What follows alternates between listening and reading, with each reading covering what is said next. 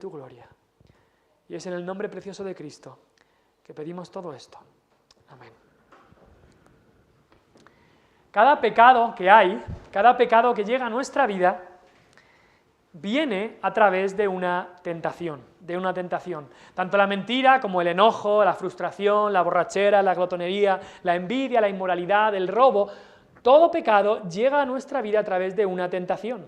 Quizá no percibimos cuál ha sido la tentación, porque quizás estamos tan acostumbrados al pecado, pero siempre, o bien el pecado entra por una tentación, o bien el pecado se concibe dentro de nosotros mismos por la naturaleza pecaminosa que tenemos, o lo que suele ser es una mezcla de las dos. En Santiago 1 nos dice ahí el apóstol Santiago que la concupiscencia, que son esos deseos carnales que tenemos, cuando ha concebido, da a luz el pecado. La concupiscencia desea dar a luz ese pecado, y cuando ha concebido da a luz el pecado. Y el pecado, siendo consumado, da a luz la muerte. Ahora, la tentación no es en sí pecado, pero es el medio por el que llegamos a pecar. José Luis ha leído el capítulo 3 de Génesis, en el que nos habla de la tentación que sufrieron, que vivieron Adán y Eva. Primera tentación en este mundo. Y así es como entró el pecado, a través de una tentación. La serpiente tentó a Adán y Eva, y en vez de resistir, le abrieron la puerta y pecaron, cayeron en pecado.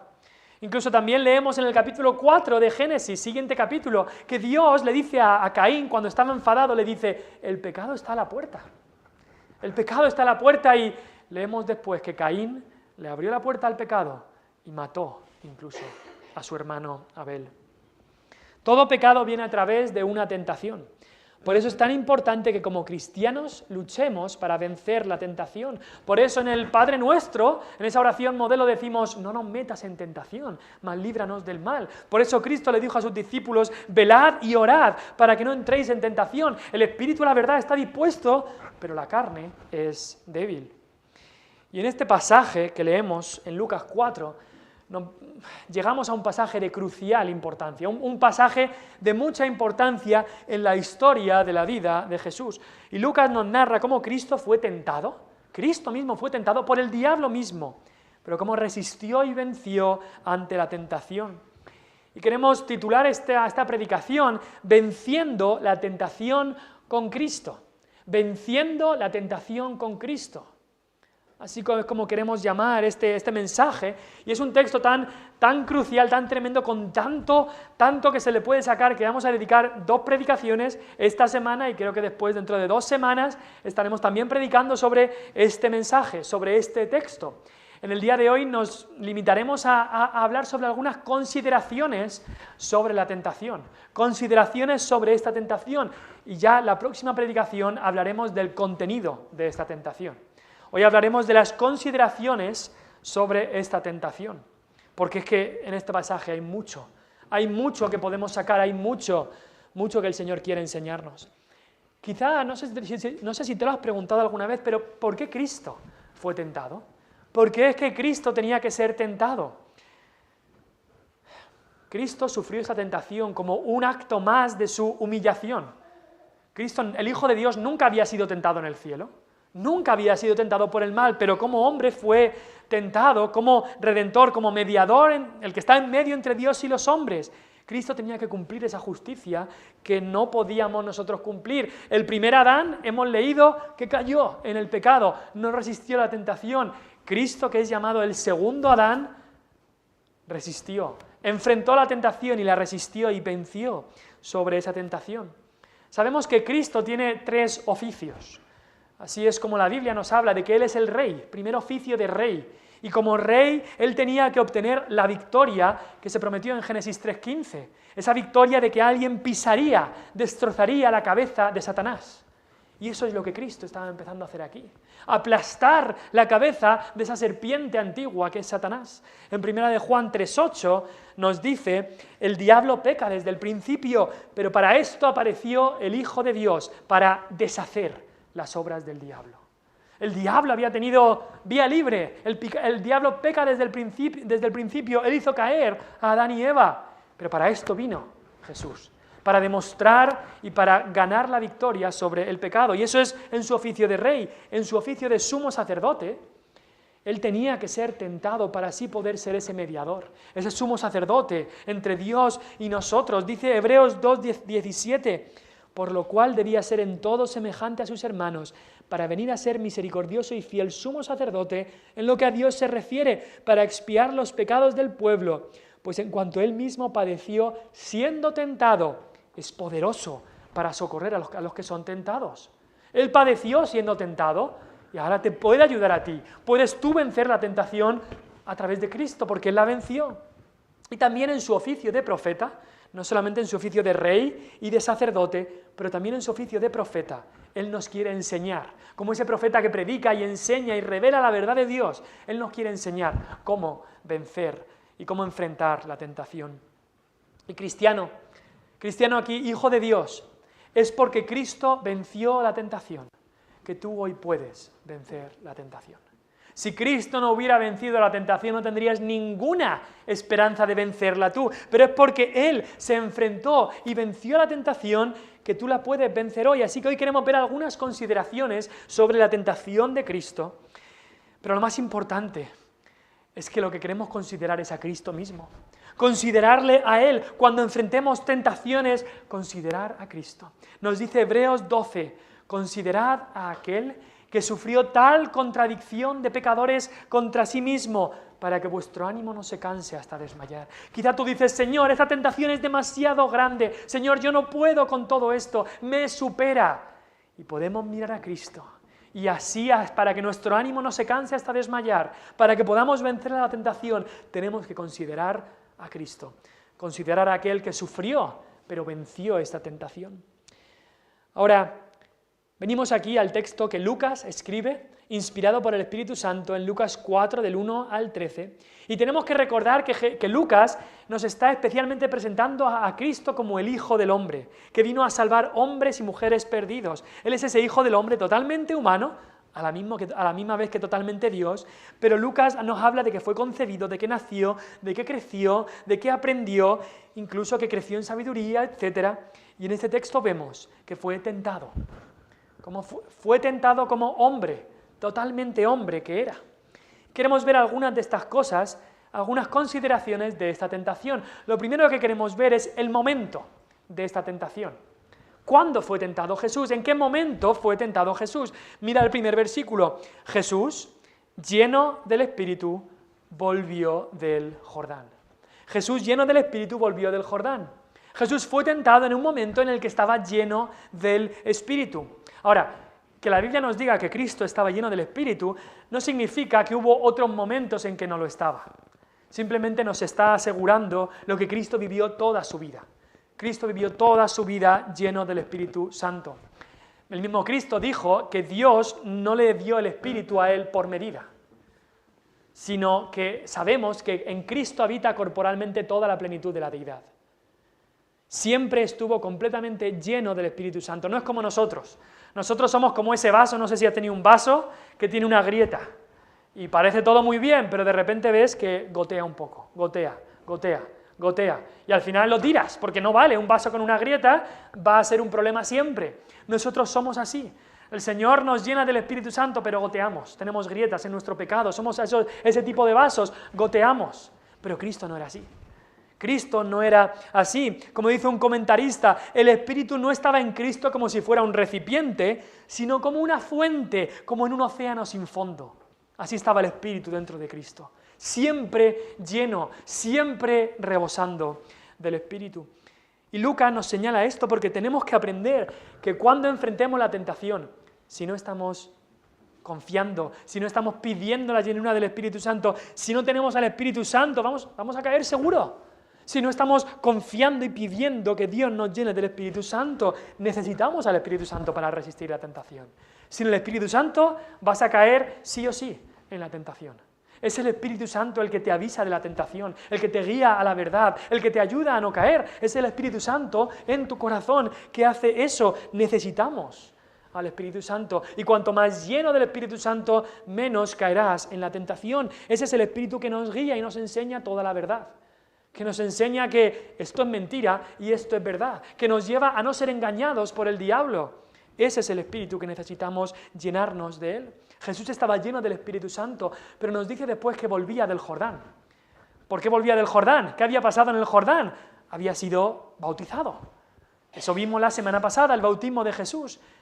¿Y te fijas de cómo Satanás aprovecha esos momentos cumbres para atacarnos más fuertemente? Aquí hay un principio que se cumple muchísimas veces. Satanás utiliza los momentos cumbre, los momentos de más importancia o los momentos en los que hay un despliegue de la manifestación de Dios, en los momentos en que estamos alegres, en los momentos en que pensamos que ha habido una gran victoria. Satanás utiliza esos momentos para atacar con toda su fuerza. Quizá en nuestro caso esos momentos son los momentos que estamos más descuidados, porque pensamos que todo va bien, y ahí Satanás ataca. En el caso de Cristo, por supuesto, Él no estaba descuidado, Él siempre se cuidaba. Pero Cristo pasó aquí de un momento de la manifestación de la gloria de Dios en el bautismo, como vimos, el Padre, el Hijo y el Espíritu Santo estaban ahí, la inauguración del ministerio de Cristo ahí en el bautismo, pasó directamente de ese tiempo a un tiempo de conflicto y sufrimiento. Como dice un comentarista, primero el Padre le dice, he aquí mi Hijo amado, y después Satanás viene y dice, si tú eres hijo de Dios, y así muchas veces pasa en la vida del cristiano. Quizá podemos pensar otro ejemplo en la Biblia, de algo muy parecido que pasó, el profeta Elías. El momento cumbre de la vida del profeta Elías parecía ser esa competición con los profetas falsos en la cumbre incluso del monte Carmelo. Suben ahí, viene todo Israel ahí en el monte viéndolos y Elías dice, vamos a hacer una competición para ver quién es el Dios verdadero, Baal o Jehová. Vosotros haced vuestro altar, yo haré mi altar. Y el Dios que responda con fuego, ese será el Dios. Y allí los profetas de Baal hacen el ridículo, no hay ningún fuego, Elías ora, pide el fuego de Dios, fuego desciende, consume el holocausto, todo el pueblo dice, Jehová es el Dios. Un momento de victoria, incluso cogen a los 400 profetas de Baal, los apresan y son ejecutados. Ya se quita el mal de Israel, todo el pueblo de Israel va a seguir a Dios. Y diríamos, ¡avivamiento! Y el día siguiente, Elías lo encontramos en el momento de más crisis de toda su vida. La reina lo amenaza y en vez de mostrar ese poder, se viene abajo. Y vemos la mayor crisis de la vida de Elías, vino un día después de la mayor victoria de la vida de Elías. ¿Por qué? Porque Satanás utiliza esos momentos cumbre para atacar con toda su fuerza. Y esto es lo que sufrió Cristo, y esto muchas veces será la experiencia común de cada cristiano.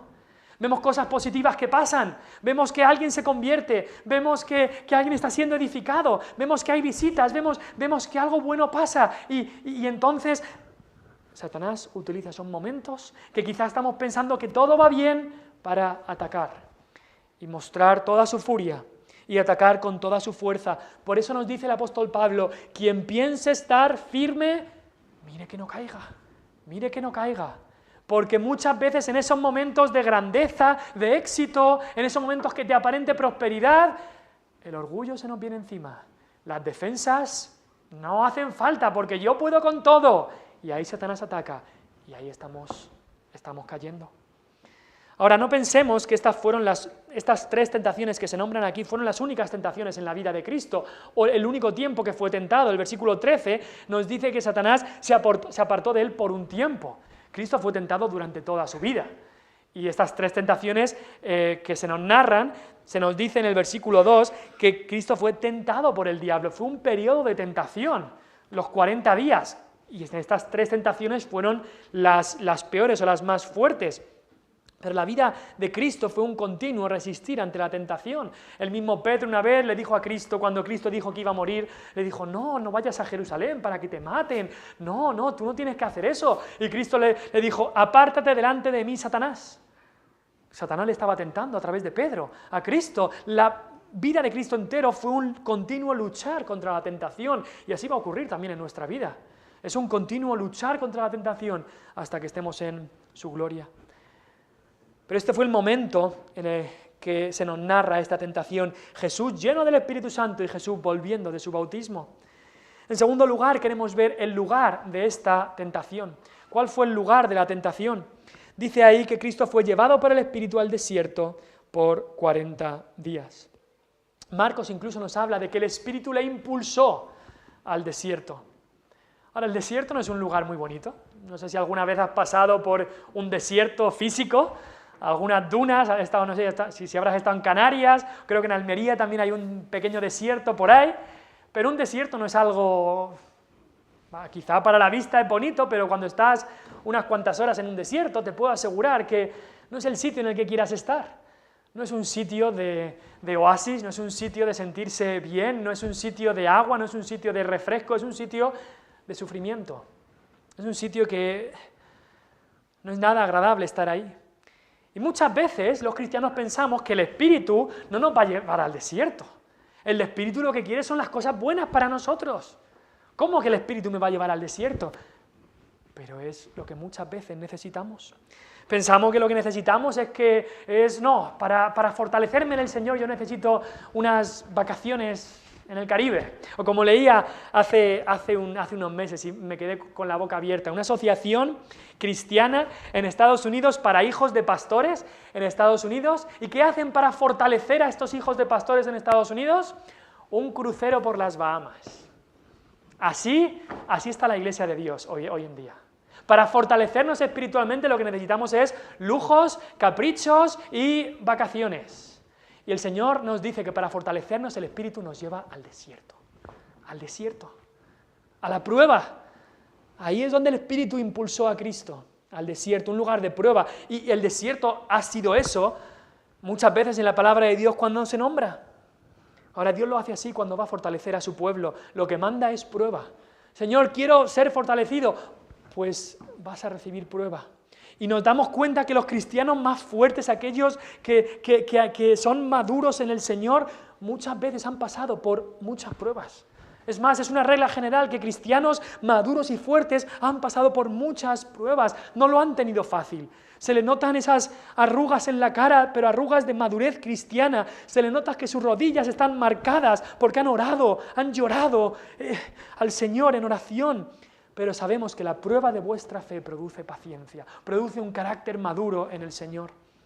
Ahora es curioso también los días. Habla ahí de 40 días en el desierto. El número 40, hay que llevar cuidado con interpretar todos los números en la Biblia, pero claramente el número 40 en la Biblia se utiliza varias veces también como un tiempo de prueba. ¿Cuántos días estuvo Moisés allí en el monte ayunando, no comiendo ni bebiendo, y escribiendo las tablas del pacto, de los 10 mandamientos? 40 días y 40 noches no comió ni bebió. Un tiempo de comunión cercana con Dios y un tiempo de prueba, de ayuno. ¿Cuántos años estuvo el pueblo de Dios vagando por el desierto? 40 años, un tiempo de prueba. ¿Cuánto tiempo estuvo Elías en esta crisis que él tuvo? ¿Cuánto tiempo estuvo andando por el desierto? Nos dice 40 días que no comió ni bebió. Otra vez el mismo número. El desierto es un lugar de prueba. Dios nos quiere probar. Y ahí es donde muchas veces Él nos llevará, donde llevó a Israel, donde llevó por 40 años, donde llevó a Elías, incluso Felipe el Evangelista. ¿Os acordáis de cómo todo iba bien en Samaria? Predicaba el Evangelio, muchas almas se salvaban y Dios le dice: vete al desierto, que ahí quiero que hagas un trabajo para mí. Y Felipe se va al desierto. Dios lo probó así y Felipe fue, y un alma fue salvada allí en el desierto. Y Dios obró grandemente. Es más, muchas veces la vida del cristiano puede ser comparada a un desierto, porque aún no estamos en la tierra prometida, estamos en un tiempo donde Dios nos va a probar. Aún no estamos en el cielo es nuestra tierra prometida. Ahora es un desierto, que hay oasis en este desierto de la vida cristiana. Por supuesto que los hay. Estar reunidos aquí, los creyentes en armonía, cantando al Señor, escuchando la palabra, es un oasis en medio del desierto del mundo. Por supuesto que lo es. Tu tiempo en el día donde estás leyendo y aprendiendo del Señor y orando y alabándole a Él es un oasis en medio del desierto, pero esta vida es un desierto hasta que vayamos a nuestra tierra prometida, que es el cielo. El cielo el desierto es un lugar de prueba. Allí fue llevado Cristo, fue impulsado por el Espíritu. Pero también es un lugar de soledad. Jesús estaba solo, completamente solo, allí en el desierto. Y aunque no lo dice el texto, estoy seguro que fue un tiempo de oración para el Señor. En esa soledad, Él se dedicó a estar con su Señor, a estar con su Dios, a estar con su Padre.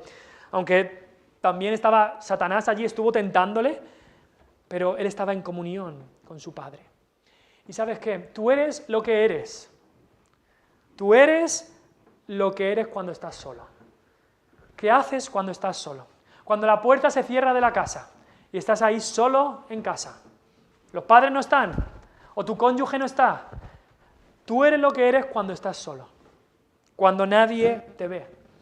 Cuando estás mirando el móvil y sabes que nadie te va a ver, ¿qué es lo que haces cuando estás solo? Porque eso determina lo que realmente eres. Por eso Cristo tenía que estar solo en esta tentación. Porque cuando estamos solos, lo que hacemos cuando estamos solos determina realmente lo que somos. Es muy fácil cuando hay gente, incluso con nuestra familia.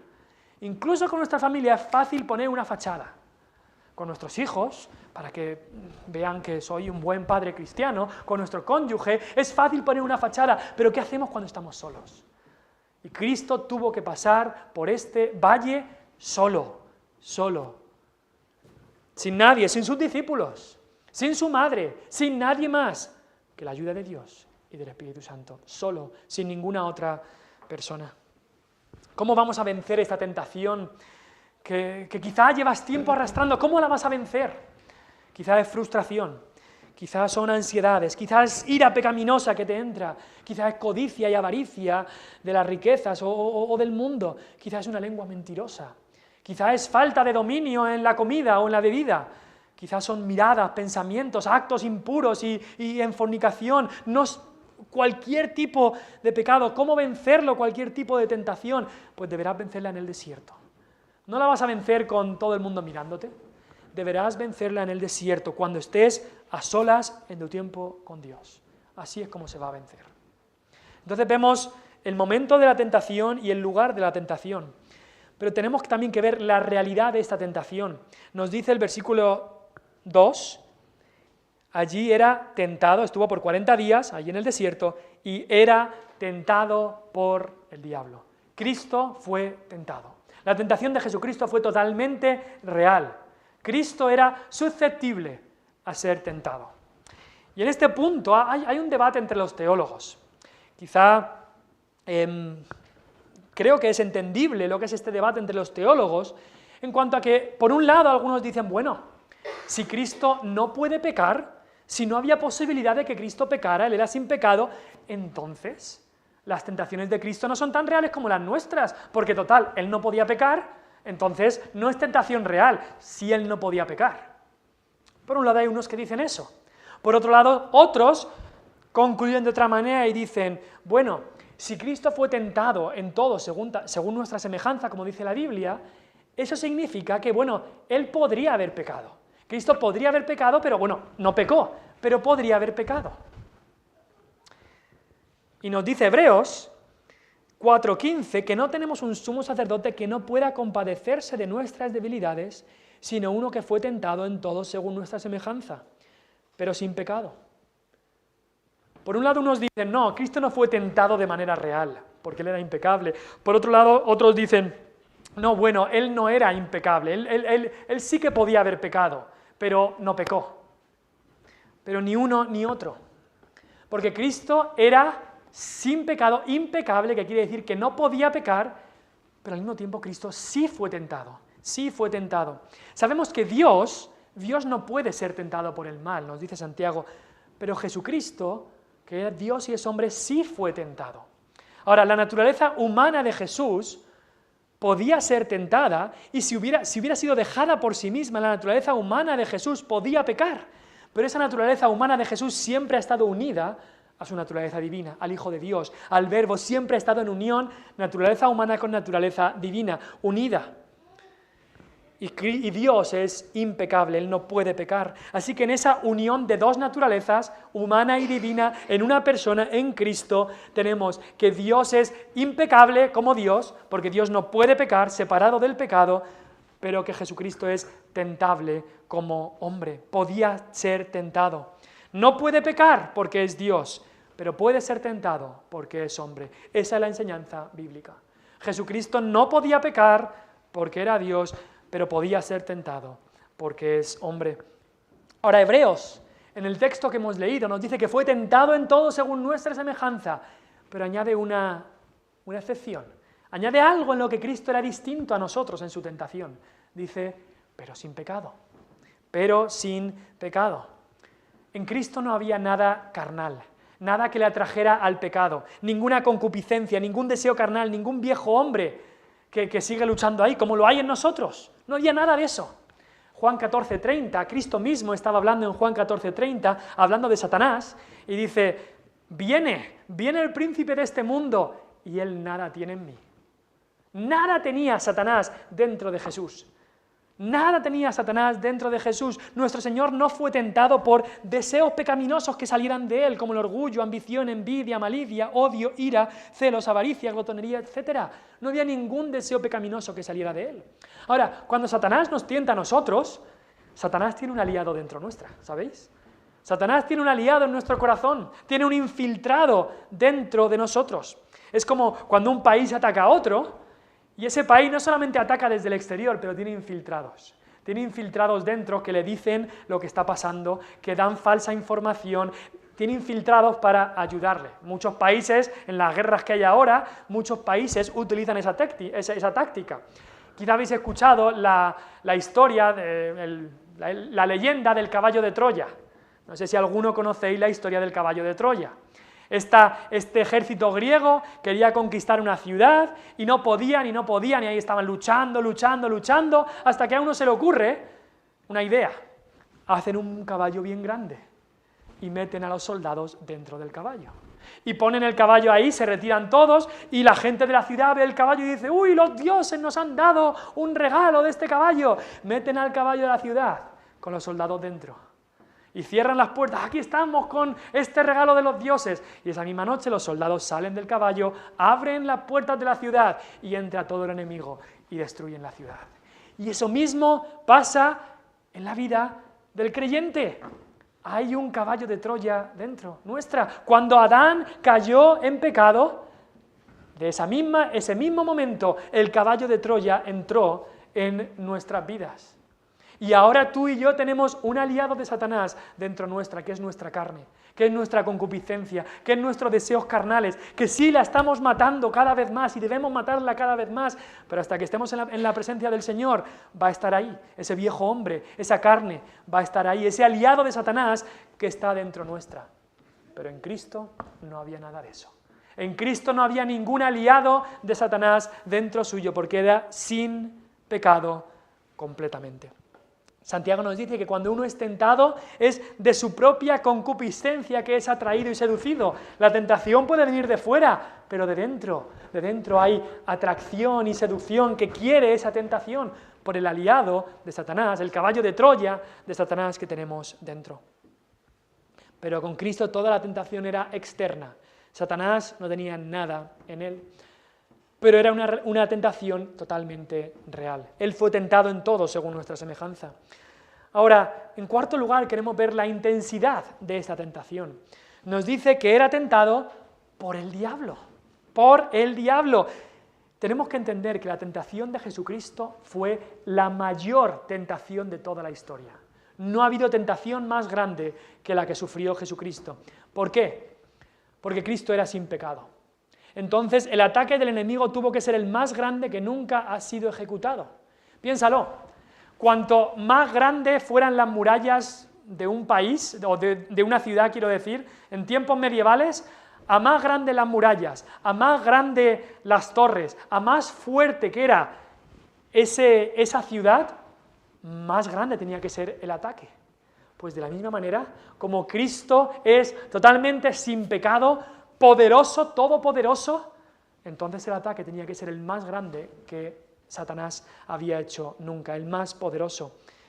Y eso incluso lo vemos en nuestro diario vivir. A menor inclinación hacia un pecado, cuando una persona tiene muy poca inclinación hacia ese pecado, más fuerte tiene que ser la tentación.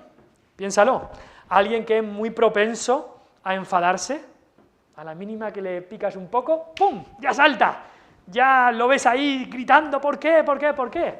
Pero cuando una persona tiene mucha paciencia y ha trabajado ese carácter de paciencia, tienes que estar pinchándole, picándole muchísimo, la tentación tiene que ser grandísima para que caiga. Pues imagínate a alguien con una paciencia absoluta y eterna. Imagínate a alguien sin pecado ninguno. La tentación de Satanás fue la más grande nunca hecha, la que Satanás tuvo que emplear aquí. Porque Dios es impecable y Cristo no podía pecar como hombre. Nos dice ahí, para ser tentado por el diablo. El diablo es real, eso tenemos que saberlo. Ahora, estas últimas semanas, hace unas semanas ya, se celebró Halloween y la gente le gusta reírse del diablo y de los demonios y de todo esto. Hay que reírse de todo esto. Pero Dios no se ríe del diablo, porque el diablo es real. Y la Biblia no se ríe del diablo, porque el diablo es real. Es un enemigo real de los cristianos. Del mundo, bueno, al mundo los tiene en el bote. El mundo no tiene que hacer mucho Satanás con el mundo, pero su lucha está contra el pueblo de Dios. Su lucha está contra los cristianos. Satanás no es un ser con cuernos y rabo y tridente, como dice el mundo, es un ángel caído, pero lleno de maldad hasta el extremo. Y él mismo fue a tentar a Satanás. ¿Cómo son nuestras tentaciones? Pues la mayoría de nuestras tentaciones, Satanás envía demonios, envía ángeles caídos, envía demonios a tentarnos. Nos dice Efesios 6:12 que nosotros no tenemos lucha contra sangre y carne, sino contra principados, contra potestades, contra los gobernadores de las tinieblas de este siglo, contra huestes espirituales de maldad en las regiones celestes. Ahí se refiere a las huestes de Satanás, las huestes de la oscuridad, el ejército de Satanás. Y son los que vienen a tentarte. No los ves y no los vas a ver, pero ahí están fabricando, haciendo todo para que tú seas tentado. Somos tentados por los enviados de Satanás, pero cuando Satanás tenía que tentar a Cristo no envió a nadie. Ese trabajo lo tenía que hacer él. Como un jefe en una empresa que cuando tiene que hacer un trabajo bien hecho no envía al trabajador, sino que va él mismo, porque el trabajo hay que hacerlo de la mejor manera, de la misma manera Satanás. Cuando tenía que hacer el mayor trabajo de tentación que nunca había hecho, no envió a ningún diablo, a ningún demonio, fue él mismo a tentar a Cristo. Adán fue tentado por la serpiente y cayó, pero Cristo venció al diablo. Cristo venció al diablo. En esa tentación más grande que nunca ha habido, Cristo le venció. Ahora, tú nunca sufrirás una tentación tan fuerte como la de Cristo, porque la de Cristo fue la tentación más grande nunca hecha. Pero, cristiano, estate seguro que cuanto más sigas creciendo, cuanto más sigas avanzando en santidad, Satanás va a atacar. Asegúrate del ataque de Satanás, porque él no está contento. Él no está contento cuando un cristiano se dedica a la oración. ¿Por qué es que la oración cuesta más que ninguna otra actividad espiritual? Porque es la actividad que Satanás más odia. Y va a hacer todo lo posible para que no ores. Va a hacer todo lo posible para que no te congregues, para que no leas, para que no hagas su palabra, para que no hagas caso a la palabra de Dios. Así que cuanto más avances en la vida cristiana, mayor será el ataque de Satanás. Pero no ignoramos sus maquinaciones, sino en Cristo podemos vencer la tentación que Él nos trae. Ahora hemos visto el lugar, el momento de esta tentación, la realidad, la intensidad de esta tentación, pero veamos también la táctica en la tentación. ¿Cuál fue la táctica utilizada? ¿Cuál fue la táctica utilizada por Cristo? Pues se nombra 3 veces en este pasaje. Dice ahí Cristo, versículo 4, escrito está. Dice versículo 8, vete de mí, Satanás, porque escrito está. Versículo 12, dice Cristo, dicho está. ¿Cuál fue la táctica para vencer la tentación? Jesús respondía a cada tentación con la palabra de Dios, con este libro. Con este libro. Y si lo piensas, Cristo es Dios. Cristo es Dios. Él podría haber dicho cualquier orden a Satanás y ya está. Satanás se tenía que ir. Nunca pensemos que la lucha entre Jesús y Satanás era una lucha como un Madrid-Barça, como los dos rivales, archienemigos. No. Jesús está aquí, Satanás está aquí. Jesús es el creador, Satanás la criatura. No hay pelea ninguna, no hay partido. Es como si el Madrid jugara contra los 4 que estamos aquí. No hay partido ninguno. O sea, la diferencia es abismal, es infinita la diferencia entre Jesús y Satanás. No hay pelea ninguna allí. Pero Jesús, aunque podría haber dicho, Satanás, vete ya fuera de aquí y no me tiente.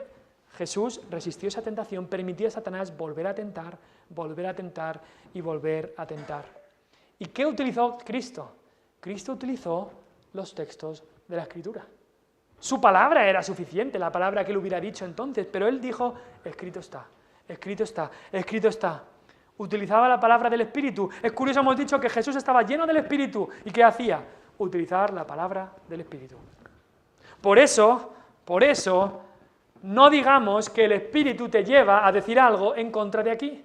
¿Por qué? Porque Jesús estaba lleno del Espíritu y ¿qué hizo? Citar una y otra vez la palabra del Espíritu, una y otra vez.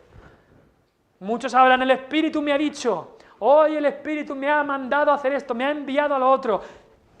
A la ley, al testimonio. Si no dijeren conforme a esto es que no les ha amanecido. A la ley, a la palabra, a la Biblia. El Espíritu que nos dio la Biblia siempre va a utilizar la Biblia porque es lo que tenemos, porque es lo que Él ha inspirado. ¿Y qué tenemos que hacer como personas, como creyentes, como seres humanos que son tentados, que no tenemos nada en nosotros, sino todo nos viene del Señor? Nos dice Salmo 119, en mi corazón he guardado tus dichos para no pecar contra ti. Y es lo que Cristo habría hecho. Como joven aprendería los dichos de la palabra de Dios y así ahora podía decírselos a Satanás. Y tú y yo necesitamos memorizar, aprender, leer, indagar, estudiar este libro para poder vencer la tentación. No podrás vencer la tentación si no conoces la palabra de Dios. No podrás. No podrás, te engañarán fácilmente. El diablo es el maestro del engaño. Te va a engañar como él quiera si no conoces la palabra de Dios. Y es que Dios nos ha dado un arma para defendernos. Este libro es la espada del Espíritu. Y la espada del Espíritu es la mejor arma para defendernos ante las tentaciones de Satanás. Ahora, ¿cómo utilizarla contra Satanás? No por superstición. Hay gente que, lo he visto incluso entre evangélicos, que utilizan la Biblia casi como con superstición. Y dice, mira, yo le pongo la mano encima. Si toco la Biblia, estoy seguro. Si toco la Biblia, Satanás no me puede hacer nada. No, por favor, no. Hay gente que dice, si me lleno la casa de Biblias, Satanás no entra en mi casa. No. O incluso algunos que dicen, mira, yo pongo la Biblia encima de todo, aquí todo lo demás y encima la Biblia, y entonces Satanás no puede hacerme nada. Tampoco, al final estamos yendo a lo mismo de la Iglesia Católica, si me santiguo y hago la cruz, ya Satanás no me puede hacer nada. No, esas son supersticiones. La Biblia no tiene que estar en tu casa simplemente, tiene que estar en tu corazón. En mi corazón he guardado tus dichos. No dice, he puesto una mano sobre tus dichos para no pecar contra ti. No, he guardado en mi corazón tus dichos para no pecar contra ti. Los he aprendido, los he meditado, los he estudiado para no pecar contra ti, para poder responder así ante el tentador. No es por supersticiones, sino por meditar en la palabra de Dios y guardarlo en el corazón. Eso es lo que nos libra del mal. Ahora, la táctica, ¿cuál fue la de Cristo? Utilizar la palabra de Dios, pero cuidado, porque Satanás también utiliza la Escritura. Satanás también utiliza la Escritura. Y eso es lo que tenemos que llevar cuidado. Mira lo que dice Lucas 4, Satanás también, versículo 10 y 11. Nombra dos versículos, cita la Escritura, a sus ángeles mandará acerca de ti que te guarden. Le ha dicho, échate de aquí abajo. A sus ángeles mandará acerca de ti que te guarden. En las manos te sostendrá, para que no tropiece con tu pie en piedra. ¿Cómo? Satanás también se sabe la palabra de Dios. Se la sabe de memoria, y la cita, y la nombra. Y habría algunos evangélicos oyen a alguien nombrando la palabra de Dios y le aplauden. Amén, amén, a todo lo que diga, porque ha nombrado la palabra de Dios. Hay algunos que caen así. A la mínima que alguien nombra la palabra de Dios, amén. Claro, en un mundo tan secular como el que vivimos, en un mundo que la gente se ríe de este libro, en un mundo que la gente no cree en Dios, en un mundo que la gente se ríe de la religión, a la mínima que alguien diga, la Biblia dice, ya vamos corriendo detrás de esa persona, porque habla la palabra de Dios. Pero el mismo Satanás cita la palabra de Dios. Por eso tenemos que llevar cuidado. Tenemos que llevar cuidado. Ahora, ¿cómo la cita Satanás? Satanás la retuerce. Satanás coge este libro, lo retuerce como él quiere y lo utiliza como él quiere. No nombra los versículos en su contexto, no habla de la enseñanza de la palabra, no solo coge lo que él quiere, lo saca, lo retuerce, hace que diga lo que él quiere que diga y entonces te lo dice. Y dices, uy, si esa persona habla la palabra de Dios. Pero no. Muchas personas en el día de hoy que dicen, la Biblia dice, yo he escuchado mucha gente, estoy hablando en el mercadillo, en algún lugar, y me dice, no, porque como la Biblia dice esto, y digo, espérate, ¿dónde dice la Biblia eso? Y mucha gente dice, la Biblia dice, y te dicen algo que la Biblia no dice para nada. Pero, como dicen, la Biblia dice, quizá lo ha escuchado de otra persona que decía la Biblia dice, y sin leerlo ya, pues, lo decimos. Porque la Biblia dice esto, y es mentira, la Biblia no dice nada de eso. Pero luego hay otros más astutos, como Satanás aquí, que sí que citan versículos reales. Sí que cita Satanás ahí versículos reales, pero los retuercen, los tergiversan, los mal utilizan para sus propios fines. Y por eso necesitamos estar alertas, porque el mismo Satanás se puede vestir como un ángel de luz. El mismo Satanás se puede vestir como un pastor evangélico y predicar y coger un versículo y utilizarlo para lo que él quiera y engañar a las personas. Por eso no es suficiente con venir a escuchar a un hombre, debemos de ser como los bereanos, estudiar este libro para ver si estas cosas son así. Estudiar este versículo o seremos engañados. Satanás lo que quería era destruir y utilizó la Biblia para destruir a Jesús. Échate de aquí abajo porque escrito está, le dijo al Señor. Y desde el mismo principio la táctica de Satanás siempre ha sido la misma. O una de las mayores tácticas de Satanás ha sido coger la palabra de Dios, citarla, pero retorciéndola para hacer caer al creyente. No pasa nada, quizás Satanás viene y te dice, no pasa nada que peques, cristiano, no pasa nada. ¿No dice el Señor que donde abunda el pecado sobreabunda la gracia? Así que puedes abundar en el pecado porque entonces la gracia va a sobreabundar. Eso es un versículo, pero retorcido, para que hagas lo que Satanás quiere que hagas. No pasa nada porque ames y codicies el dinero, cristiano. No pasa nada porque hagas esto, hijo de Dios. No pasa nada porque, mira, Abraham, Isaac y Jacob fueron ricos, mira. Y David y Salomón también. No dice Dios, pedid y se os dará, pídele riquezas al Señor. No dice la Biblia que todo es nuestro, pídele que te dé todo lo que te pertenece y así serás rico. Coge versículos, coge textos, coge pasajes, coge ejemplos, los retuerce para hacer lo que Él quiere que hagas.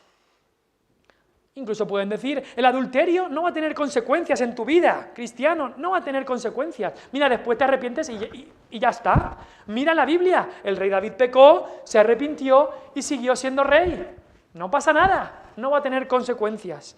Y así Satanás engaña, cogiendo una parte y quitando otra. La vida del rey David, ese pecado, lo llevó toda la vida.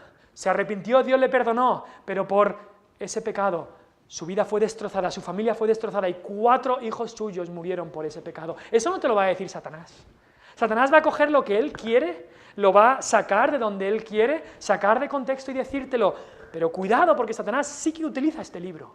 Satanás mal utiliza este libro para engañarte. Por eso debes conocer este libro.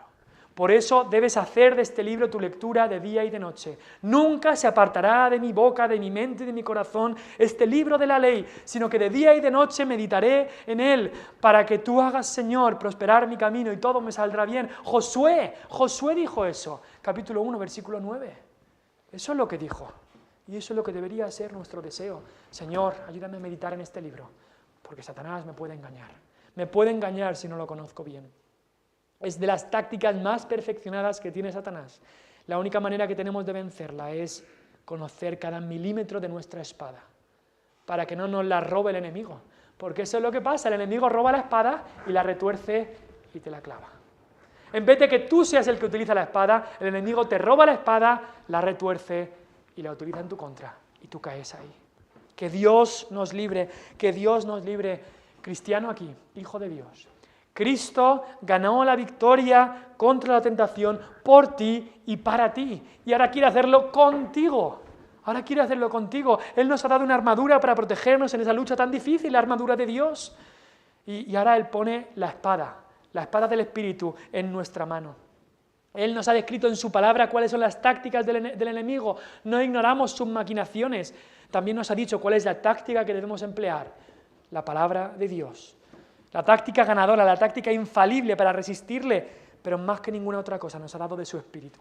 ¿Y qué hace su Espíritu? Nosotros cogemos la espada y su Espíritu coge nuestra mano y nos ayuda a utilizar la espada como debemos. Eso es lo que hace su Espíritu. Cristiano, no es una lucha imposible. Yo no sé la tentación que tú estás luchando aquí. Yo no sé el contexto de cada persona, cuáles son las luchas, las pruebas y las tentaciones que Satanás te tienta. ¿Cuáles son las cosas con las que estás luchando? Dios sí que lo sabe. Pero lo que te digo es, ve a la palabra de Dios.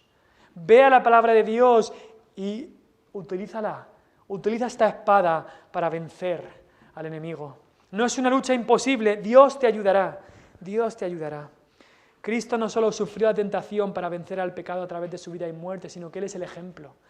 Él nos ha puesto un ejemplo a sus discípulos, un ejemplo de obediencia, de resistencia a la maldad.